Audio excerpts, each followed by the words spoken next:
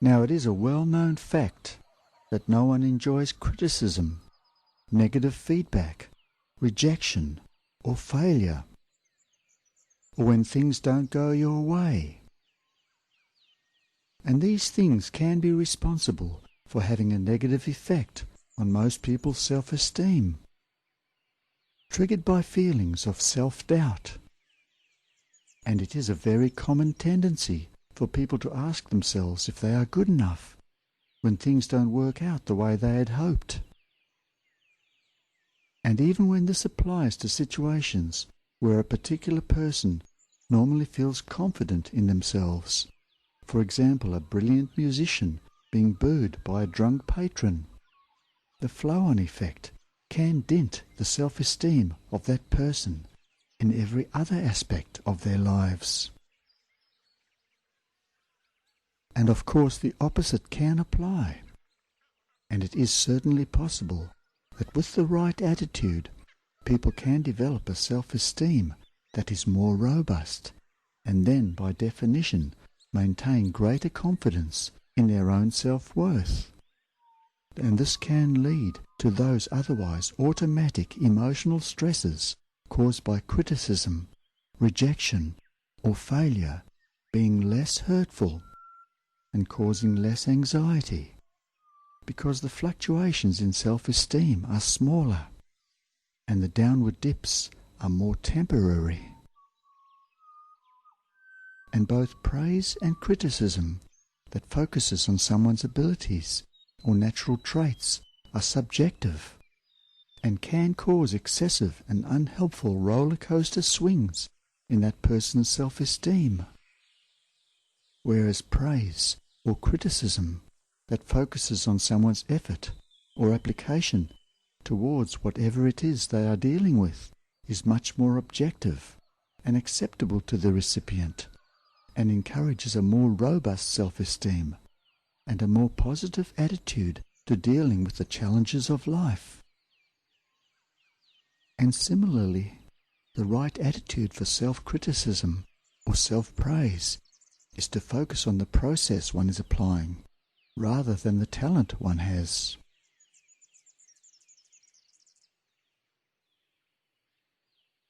Now I wonder if you can relate to a brother or sister who happens to be less intelligent than one of their siblings, or relatively less endowed with photogeniality than some other relation, and has, for some unrelated reason, formed the impression that they are less valuable than others, or less able to make a valuable or useful contribution to their own future, or the future of those they are responsible for, or they are less blessed with some skill or other. And of course, everything is relative, and beauty, not to mention value, is in the eye of the beholder, and the opposite could easily be true.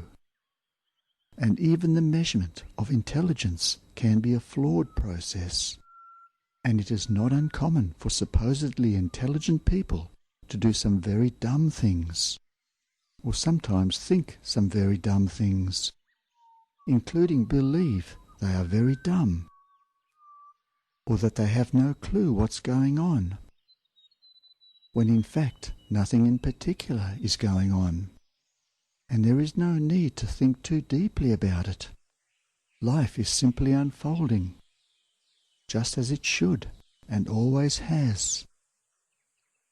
And perhaps you can wonder what you could say to someone who you are very close to and have great empathy for, who may be in this situation, who is damaging their self-esteem with unnecessary and pointless self-criticism of their own equipment. And more to the point, what would you say to yourself if you ever found yourself in their situation?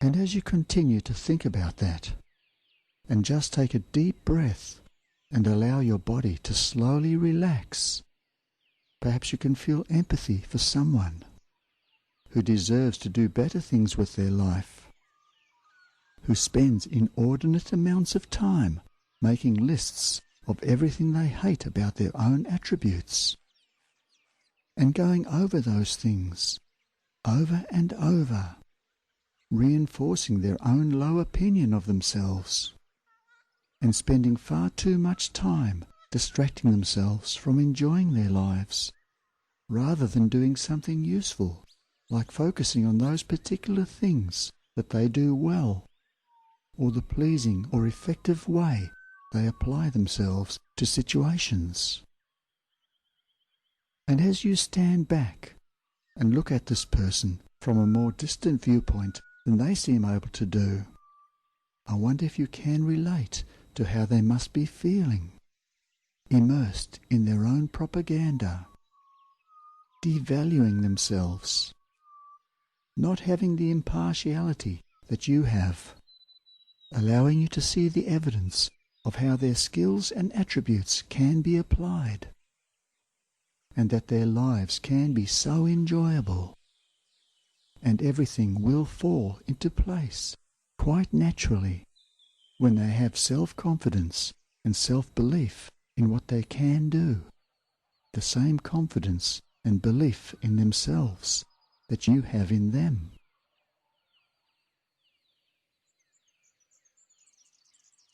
Now, if you can empathize with people who don't believe in themselves, who have low self-esteem, perhaps you wonder how you could help them, how you could do or say something useful to encourage them to see themselves as you do. A difficult task, because it is an unfortunate fact that people with very low self-esteem feel even worse about themselves when given praise or compliments, because these comments are too contrary to what they believe is really true, and things like affirmations need to be depersonalized and toned down to be believable.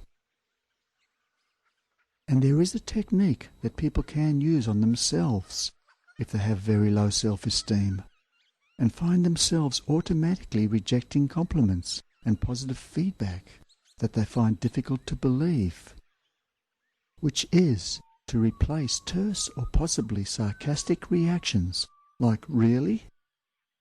with a gracious smile and a "thank you," or "that's a kind thing to say." And of course, accepting compliments can help to boost your self-esteem. And for people with low self-esteem, affirmations like "I'll give it a try and see what opportunities may come my way" are far more likely to be processed and accepted than "I'm great and I will achieve what I want." And you will probably not be surprised to find that most people are quite resistant to suggestions on how they should change their attitude about themselves. They tend to take it personally. In fact, most people don't like being told what to do. And you may find it useful to hear that the directness or bluntness of acceptable suggestions are generally inversely proportional to the level of resistance to those suggestions. In other words, open-minded people generally are more likely to accept direct suggestions, but highly resistant or stubborn people, which is the majority of people in fact, are more likely to accept more indirect or subtle suggestions, like suggestions relating to the application of a different skill that they already believe is valuable, which they may come to realize they can translate, or stories about someone else which contains an indirect suggestion that they can see objectively and utilize for themselves in their own time. And that reminds me of a story of a teenage girl with amazing sporting talent who entered her first state-level competition after easily winning all her local events. Her experience at the more elite level was non-existent, and she felt humiliated when she was soundly beaten in her first heats. She told her coach she was retiring because she clearly didn't have what it took. Her self-confidence and self-esteem was shattered. Her coach acted quickly. He looked her in the eye and told her that in 30 years of coaching, she was the most talented prospect he had ever seen, based on her excellent performances so far. But if she wanted to retire, he would support her. She could tell he was genuine, and she thought again, and agreed to give it another go. And a few months later, she was national champion and selected to represent her country. And her self-esteem was rock solid. She didn't plan for it to work out that way. She just believed in herself, trained hard, and things just fell into place. And it is a well-known fact that success breeds success. And of course, success also leads to a more robust sense of self-worth and stronger self-esteem.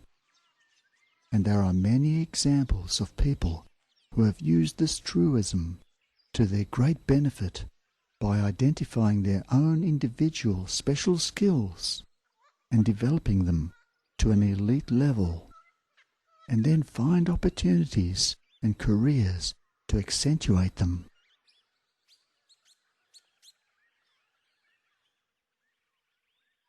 Now, it is a fact that most people are scared of change, which explains why so many people get stuck in a rut. But it wasn't always like that. When we were babies, we learnt to stand, and then later to take our first step, with the encouragement of someone charged with our care. And gradually, with constant encouragement and praise for our efforts, we learnt to speak, read, write, and do so many more things that we probably would have been too scared to attempt on our own.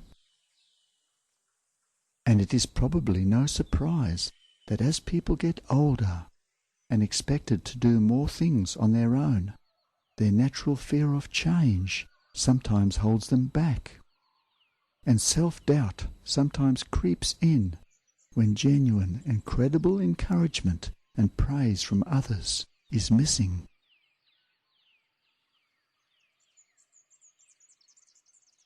Now, poor self-image, whether physical, mental, or any other category, can lead to low self-esteem. And it can also be that low self-esteem can lead to poor self-image.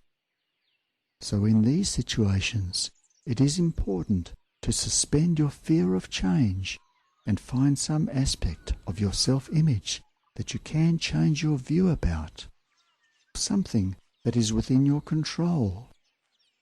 And this may simply be an improved perception of satisfaction about this aspect, perhaps caused by a compliment received, or even given to oneself. Or it may be a concrete physical change which you can recognize and appreciate, brought about by a successful effort to make a physical change to your appearance, or some other category of your self-image. And that reminds me of a story of a middle-aged man who was told by his doctor to eat more protein for health reasons. So he did that, and found he enjoyed it, probably a little too much, which you may be able to relate to. And because he was exercising less than he probably should have been, after 6 months he noticed he had developed quite a paunchy belly, a situation that had slowly snuck up on him. Now, unfortunately, he enjoyed his new diet so much he kept putting off cutting back on food, and before long his self-image, as well as his belief in his own self-control, had deteriorated, and his self-esteem was getting lower by the day. He tried exercising for hours each day, but the extra calories burnt just weren't enough to make a difference to his middle-aged spread. So one day, in desperation, he decided to skip an evening meal to see what happened. When he woke up the next morning, he was surprised to find he wasn't as hungry for his breakfast as usual. In fact, he felt surprisingly good, and he realized that his fear of not eating was unfounded, and he resolved to skip a few meals each weekend for a while, and this obviously led to some weight loss, and a few compliments on how trim he was looking, and his weight quickly returned to a healthy level, and his self-esteem also improved.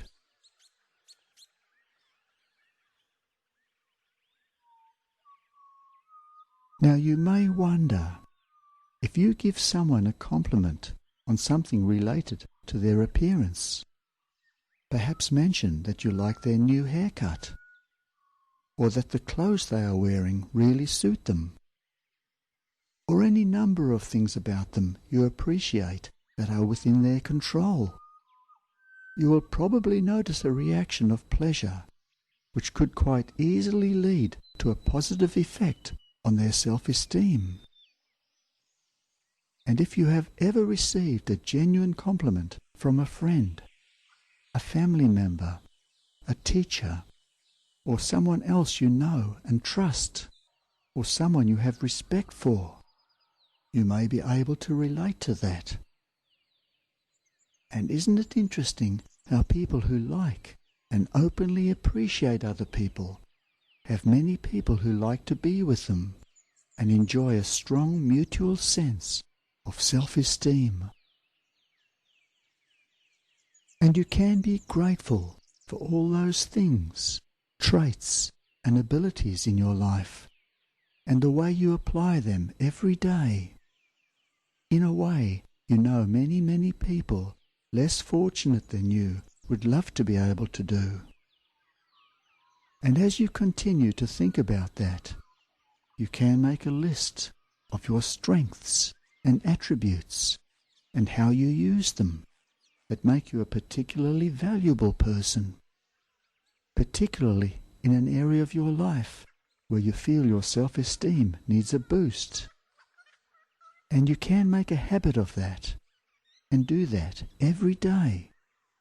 And you can compliment yourself on the choices you have made and the things you have done that have got you to where you are now, and the skills that you have that will enable you to help others feel good about themselves, and you to feel good about yourself. And take some time each day to be kind to people and to be grateful for everything that you have when you go to bed at night, and wake up feeling happy and proud of your life, proud of what you have achieved and what you will achieve in the future.